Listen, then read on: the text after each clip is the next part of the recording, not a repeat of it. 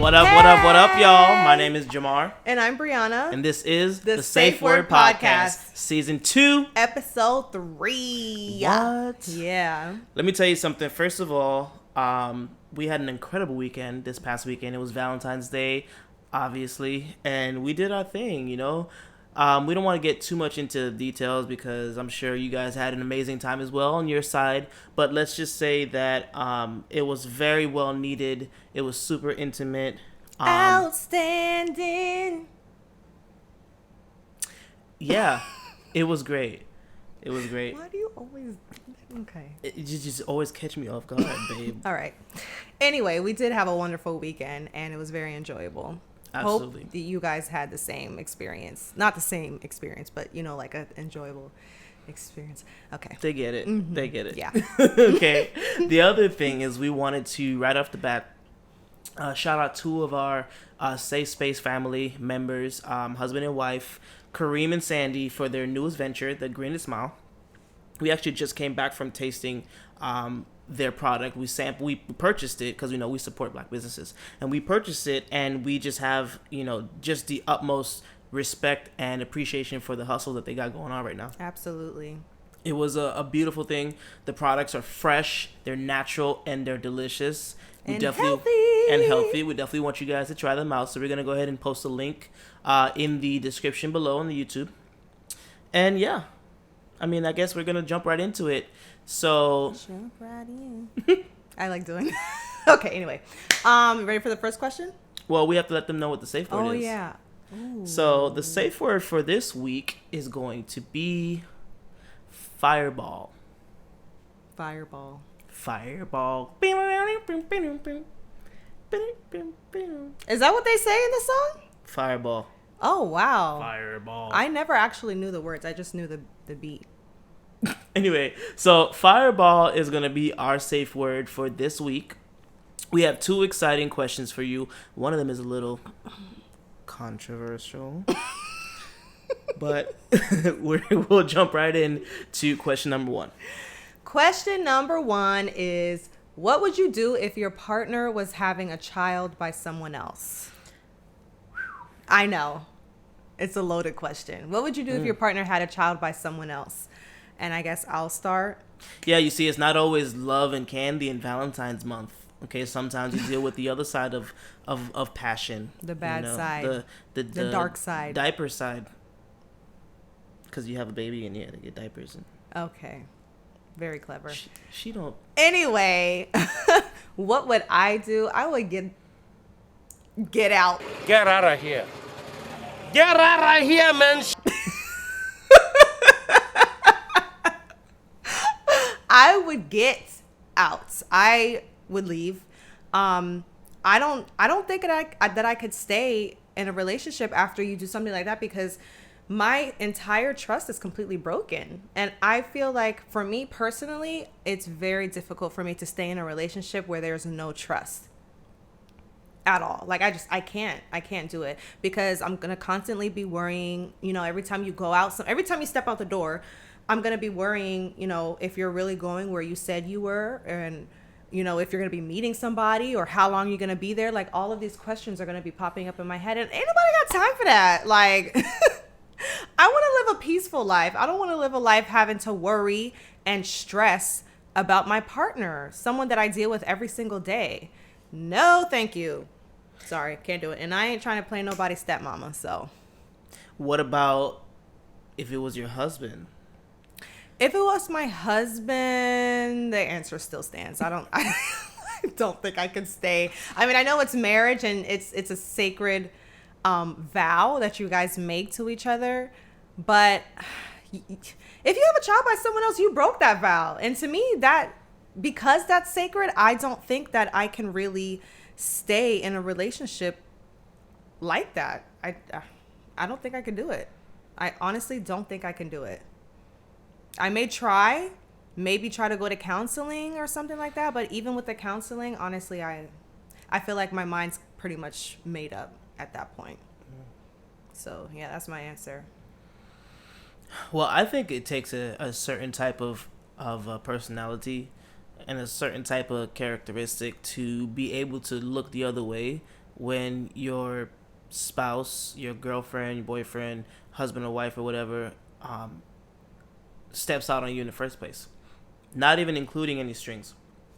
Not including any children, not including any, STDs, anything like that. So I give it up to anybody who has taken anyone back. This fellow right here, though, I honestly don't think that would work out for me at all. And I think more importantly, and I know that like in 2020, we're trying to be all like gender equal and everything like that. But here's the thing. When you are a man and you have your wife or your girlfriend get pregnant because of an affair that she had with someone else, and you have to look at that belly growing every day as a constant reminder of her infidelity, I honestly don't know if anyone is, or I mean, I'm sure they are, but it's a lot of characteristics that I don't possess right now in my age. I just ain't got it. I just can't. I just don't. I don't have it in me. So it's a no for me, personally speaking. But I do not hold it against anyone, or I respect anyone who has taken that role. I saw a meme the other day on Facebook. It was like the shirt said, "A father who's gonna step," which pretty much is like, he's gonna be the stepdad in the relationship. I guess his wife or whatever had an affair outside of their relationship, and she ended up getting pregnant, and he decided to stay on and take care of that child. Hey, listen, more power to you. I salute you. Not me. If I'm women, I couldn't do it. But what about y'all? Could y'all do it? Is that something that maybe you have done? And we really want you guys to chime in. I know we say this from week to week, and we have gotten some very good responses from the safe space. But YouTube has a feature where you can even post anonymously if you wanted to. Share your stories right down below. We want to know, have you been in that situation where you have dealt with someone who has had an affair behind your back and had a child out of it? Or were you the one that had that child because of an extramarital affair?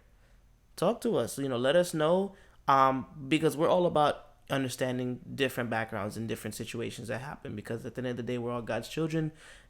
We all make mistakes, but ideally that's not something that we're both willing to accept. Right. Yeah, that pretty much sums that up. It's a hard skirt. Yeah. It's a hard pass. Hard no. Yeah.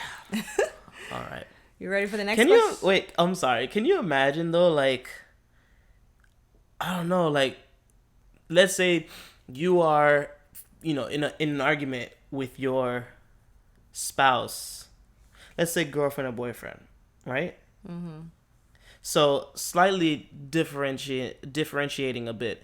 If you're in an argument with your spouse and you guys temporarily break up, and that spouse go ahead and has not even an affair, because technically you're not together. Let's say that they sleep around with somebody and either get pregnant or getting that person pregnant, and you guys get back together, and next thing you know, you find out that they're pregnant. Is that an exception? Would you still leave, or is it kind of like, what do you do in that situation? I mean, we weren't together. We were on a break, like Ross said. Yes, leave it to you to put a friend's insert in there. But yes, you were on the break. Let's say it was like a week.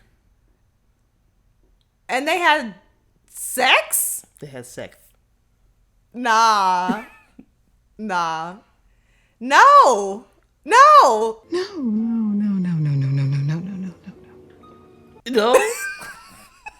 But you weren't together.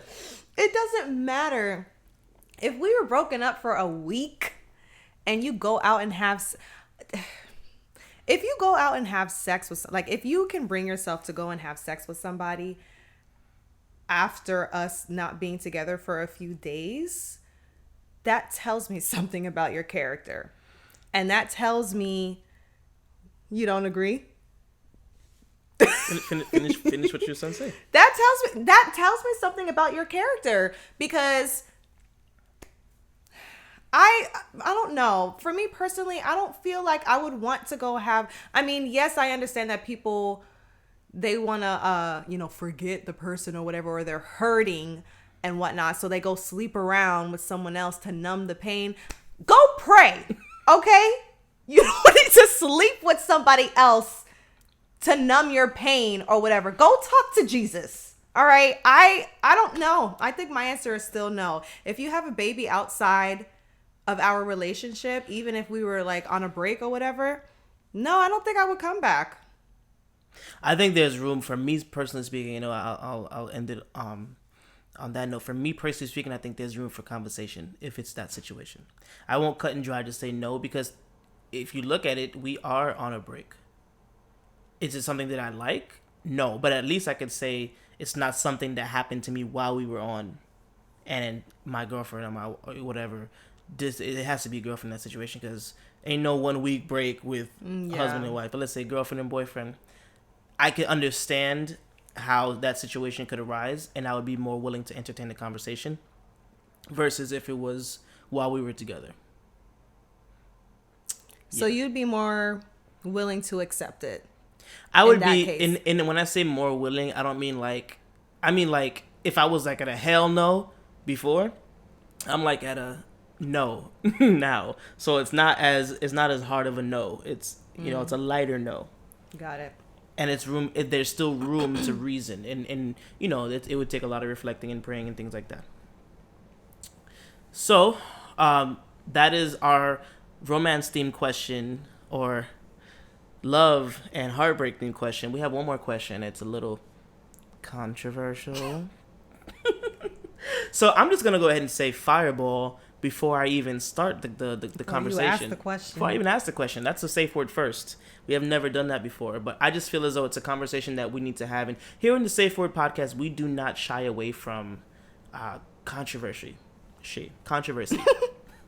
Okay. So the question is, in 2020, do we believe that Black History Month is still necessary?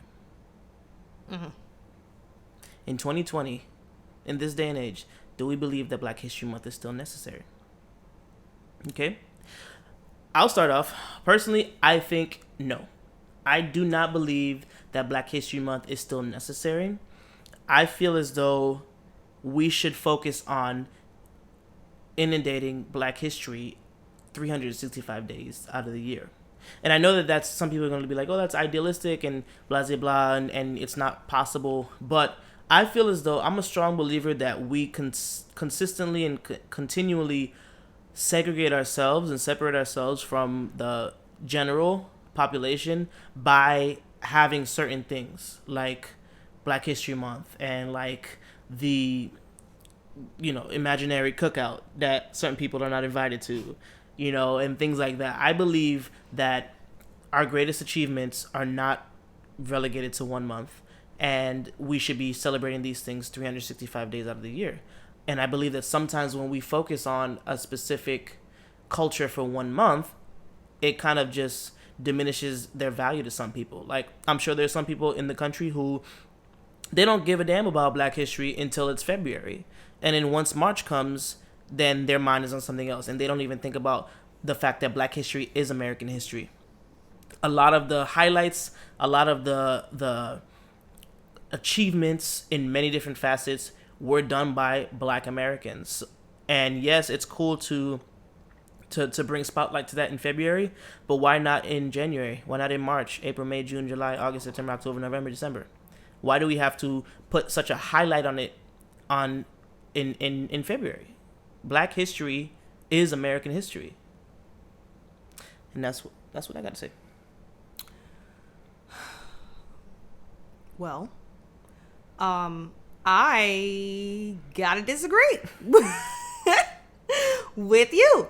I think it is absolutely necessary to have Black History Month and to have a spotlight on Black history. Yes, Black history is American history, but that doesn't mean that we shouldn't have it. And yes, we can celebrate it every day of the year. I mean, who's saying that you can't? You can still celebrate it every day of the year. But I do believe it's absolutely necessary as a reminder, because they say, you know, if you don't know your history or if you forget your history, you're bound to repeat it. I think it is absolutely imperative that we have a reminder every single year, a whole month, to highlight some of the achievements and the really, really great things that Black Americans have done in this country. So I mean, we have Veterans Day every year and Memorial Day every year. And yes, we should be honoring our veterans and those who passed away serving our country all the time. But there's still that one day so everybody can remember them. It's a day dedicated to them, which they deserve. And I feel like it's the same thing for Black history. I mean, there should be a dedicated point in time or period of time throughout the year that you remember and reminisce on some of the stuff in this country, Black history in this country. So no, don't do away with Black history. Like it's very, very necessary in my opinion. And I mean, just because there are some other races that may not necessarily give a hoot about Black history, except for February, who cares? I mean, really, people don't really pay attention to stuff that doesn't really pertain to them or involve them. And that's okay. But as long as you know that February is Black History Month, I'm fine with that. So 2 points I have against that. Number one, I feel as though the example of Veterans Day and Memorial Day isn't really a good one, because whenever we have a major sporting event like the Super Bowl, they did that with the Tuskegee Airmen as well as the other over 100-year-old veterans. They honor them there. And this is not a equal example, but wherever you go, there's always a veterans discount. You know, I'm not asking for a Black person discount or anything like that, but I'm just saying they have their highlights in different ways. I don't think that you have to be in February in order for you to highlight the achievements of Black people. You know, and I feel as though the other point that I had that I completely lost, but the other thing that you said after that with regards to, you know, it being necessary, I feel as though we have a fear as a culture that if we don't hold on to this 1 month of our roots, that in some way it's going to be forgotten. It's going to be lost to the winds. But white people don't have a White History Month. It's a whole damn world is white history, you know. But if we were able to pepper in our history in the country, starting with the country first, and showing people to care about it as much as they care about white history, then they would realize that there's no, you know, white history and Black history. There's just history. And yeah, there's some dark moments, you know, there's slavery and there's things like that. But other countries have been able to move forward past some of their darkest times. And sometimes I feel as though we put a highlight on a lot of our darkest areas and don't allow ourselves time to heal. And that particular aspect is that's a whole topic for another day in terms of us being able to heal from certain wounds. But I personally believe that there's no reason why we can't put a 365-day focus on Black history just the same way that we do it with white history. But we don't do that with white history. We don't put a 365-day focus on white history. Who does that?